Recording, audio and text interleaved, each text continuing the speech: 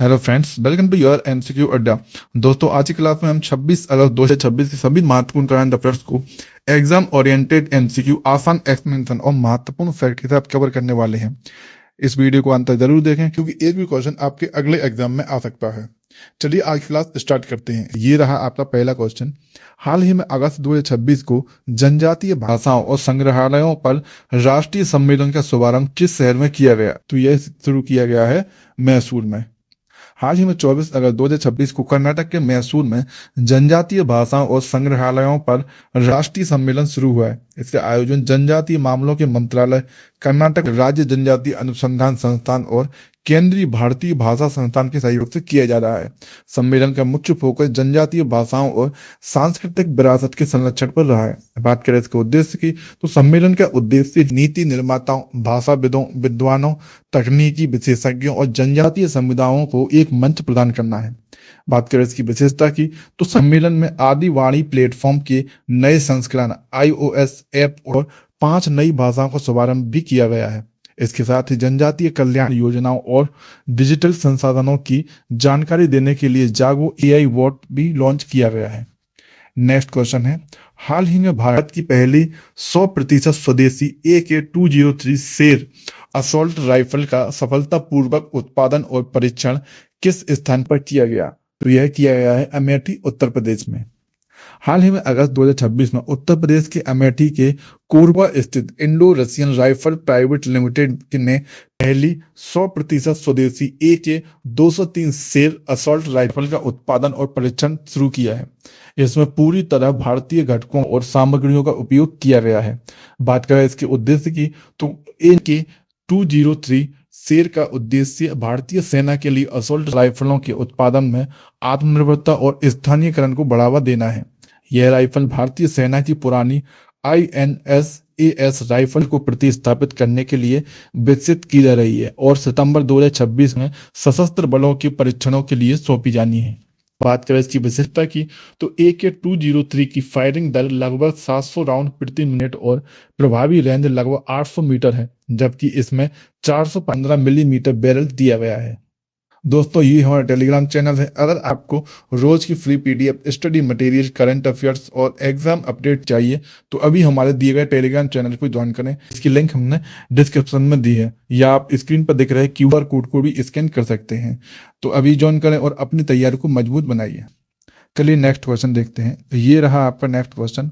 हाल ही में संशोधित डाक सेवा ऐप और डाक मित्र ऐप किस केंद्रीय मंत्री ने लॉन्च किया है? तो यह लॉन्च किया है ज्योतिरादित्य सिंधिया ने। हाल ही में अगस्त 2026 में केंद्रीय संचार मंत्री ज्योतिरादित्य सिंधिया ने नई दिल्ली के रंग भवन में संशोधित डाक सेवा ऐप और डाक मित्र ऐप लॉन्च किया है, जिसका उद्देश्य इंडिया पोस्ट की डिजिटल सेवाओं को आधुनिक बनाना और अंतिम मील डिलीवरी को बेहतर बनाना है। बता दें कि डाक सेवा ऐप नागरिकों को 24 घंटे और 7 दिन डाक सेवाओं तक डिजिटल पहुंच प्रदान करता है, जिसमें ट्रैकिंग, बुकिंग, शिकायत, पोस्ट ऑफिस एवं PIN कोड लोकेटर जैसी सुविधाएं शामिल हैं। बात करें इसकी विशेषता की, तो Dak Mitra app advance postal technology platform के तहत डाक प्रौद्योगिकी उत्कृष्टता केंद्र द्वारा स्वदेशी रूप से विकसित किया गया है। नेक्स्ट क्वेश्चन है, हाल ही में 2028 इंडिया ओपन बैडमिंटन टूर्नामेंट का आयोजन नई दिल्ली के बजाय किस शहर में किया जाएगा? तो यह किया जाएगा गुवाहाटी में। हाल ही में अगस्त 2026 में BAI के महासचिव संजय मिश्रा ने घोषणा की है कि 2028 इंडिया ओपन का आयोजन गुवाहाटी स्थित national centre of excellence for badminton में किया जाएगा। बता दें कि यह टूर्नामेंट सामान्यतः नई दिल्ली में आयोजित होता है और 2028 में एक वर्ष के लिए स्थान बदलेगा। 2028 इंडिया ओपन को गुवाहाटी स्थानांतरित करने का मुख्य कारण जनवरी के अंतिम सप्ताह में टूर्नामेंट की तारीखों का 26 जनवरी के गणतंत्र दिवस समारोह की सुरक्षा व्यवस्था को से टकराना है। बात करें इसकी विशेषता की, तो India open BWF world tour super 750 श्रेणी का प्रमुख बैडमिंटन टूर्नामेंट है। बता दें कि 2028 में गुवाहाटी में आयोजन के बाद टूर्नामेंट के 2029 में नई दिल्ली लौटने की योजना है, इसलिए यह स्थायी स्थानांतरण नहीं है। नेक्स्ट क्वेश्चन है, हाल ही में प्रबंधन विचारक और लेखक डॉक्टर अरिंदम चौधरी ने अपनी नई पुस्तक कौन सी लॉन्च की है? तो यह लॉन्च की है अफ्रीका बिफोर अमेरिका। हाल ही में अगस्त 2026 में प्रबंधन विचारक, लेखक और शिक्षा उद्यमी डॉक्टर अरिंदम चौधरी ने अपनी नई पुस्तक अफ्रीका बिफोर अमेरिका लॉन्च की है। इस पुस्तक में अमेरिका के उदय से पहले अफ्रीका के इतिहास, सभ्यताओं और वैश्विक आर्थिक महत्व का अध्ययन किया गया है। बात करें इसके उद्देश्य की, तो पुस्तक का उद्देश्य अफ्रीका के आर्थिक एवं मानव विकास को बढ़ावा देने और वैश्विक आय असमानता को कम करने की आवश्यकता पर विचार प्रस्तुत करना है। इसमें एक अधिक समतावादी वैश्विक समाज और विश्व व्यवस्था की अवधारणा पर जोर दिया गया है। बात करें इसकी विशेषता की, तो डॉक्टर चौधरी की 1.25:1 समतावादी अवधारणा के अनुसार किसी भी संगठन में सबसे अधिक वेतन पाने वाले व्यक्ति का वेतन सबसे कम वेतन वाले कर्मचारी के वेतन से 1.25 गुना से अधिक नहीं होना चाहिए।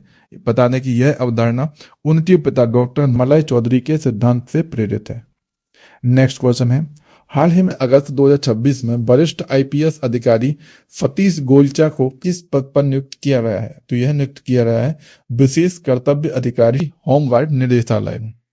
हाल ही में अगस्त 2026 में सतीश गोलचा को दिल्ली सरकार के होमगार्ड निदेशालय में विशेष कर्तव्य अधिकारी के रूप में नियुक्त किया गया है।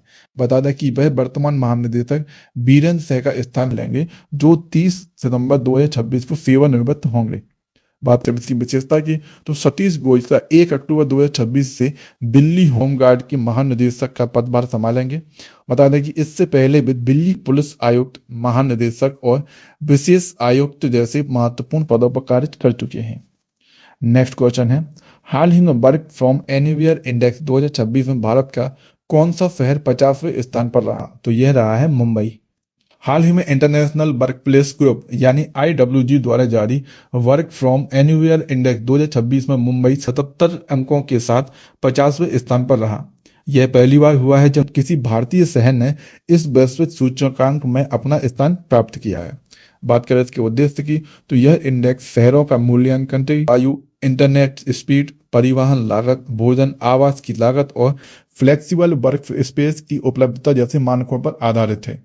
बात करें इसकी विशेषता की, तो मुंबई इस इंडेक्स में शामिल होने वाला एकमात्र भारतीय शहर बन गया है और उसने लंदन का मियामी जैसे शहरों को पीछे छोड़ दिया है। बता दें कि वैश्विक रैंकिंग में बैंकॉक ने पहला स्थान और टोक्यो ने दूसरा स्थान प्राप्त किया है।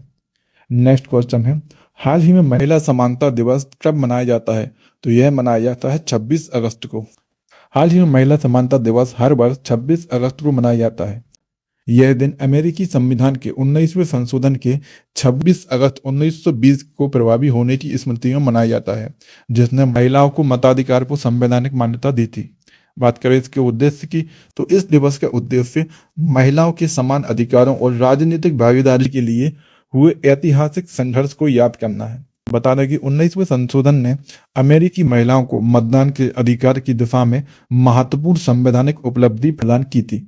बात करें इसकी विशेषता की, तो 16 अगस्त 1973 को अमेरिकी कांग्रेस ने पब्लिक लॉ 93-105 के माध्यम से 26 अगस्त 1973 को वुमेन्स इक्वलिटी डे के रूप में नामित किया है। इसके बाद 26 अगस्त इस दिन के रूप में मनाया जाता है।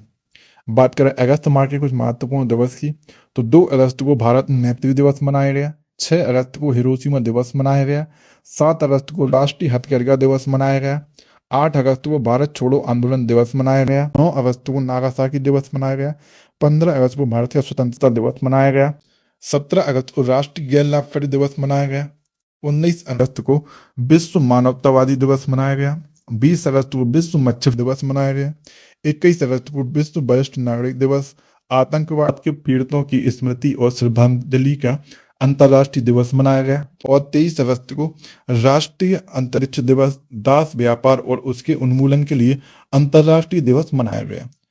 दोस्तों, आज की क्लास में बस इतना ही। आज की क्लास में हमने 26 अगस्त 2026 की सभी महत्वपूर्ण खबरों को एग्जाम ओरिएंटेड MCQ के साथ कवर किया है। आपको क्लास पसंद आई हो तो वीडियो को लाइक, शेयर एवं सब्सक्राइब करना ना भूलें एवं क्लास कैसी लगी उसके लिए हमें कमेंट बॉक्स में जरूर बताएं। तब तक के लिए जय हिंद, जय भारत।